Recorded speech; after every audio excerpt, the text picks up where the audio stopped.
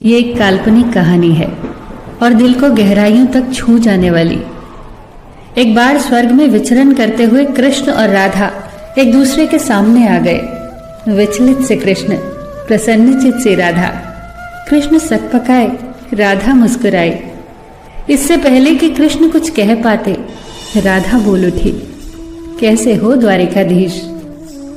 जो राधा उन्हें कान्हा कान्हा कहकर बुलाती थी, उसके मुख से द्वारिकाधीश का संबोधन कृष्ण को भीतर तक घायल कर गया।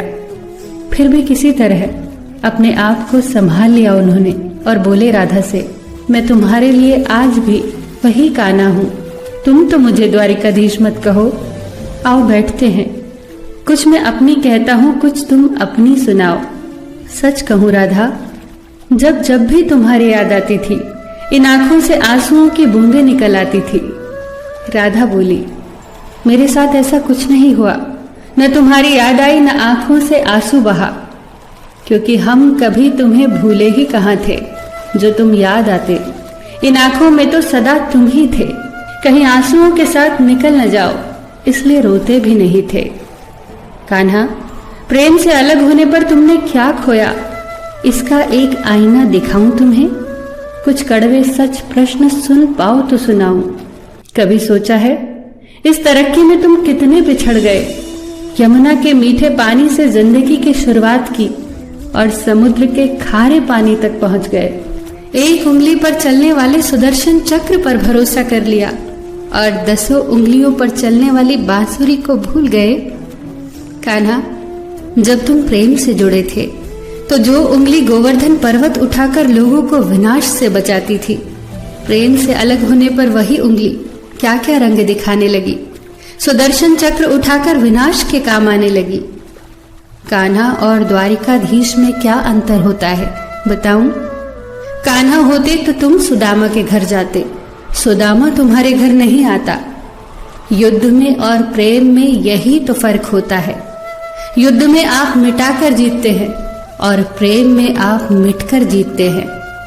कान्हा, प्रेम में डूबा हुआ इंसान दुखी तो रह सकता है, पर किसी को दुखी नहीं कर सकता।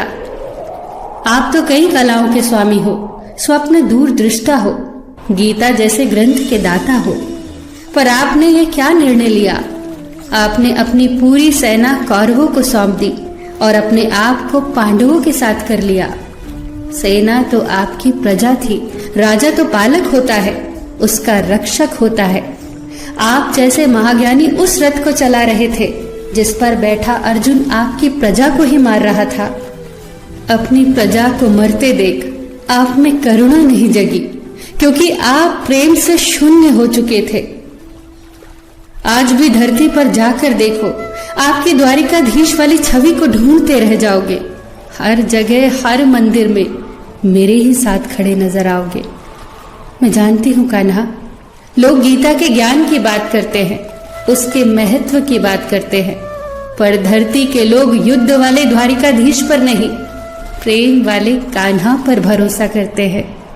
गीता में मेरा दूर दूर तक नाम नहीं है, पर आज भी लोग उसके समापन पर राधे राधे कहते हैं।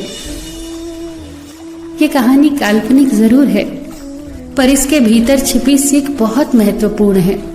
श्री कृष्ण के पास कभी किसी प्रश्न का उत्तर ना हो, ऐसा तो हो ही नहीं सकता, परंतु राधा द्वारा लगाए गए प्रश्न चिन्हों पर कान्हा मौन रहे। यही तो है प्रेम में समर्पण का भाव।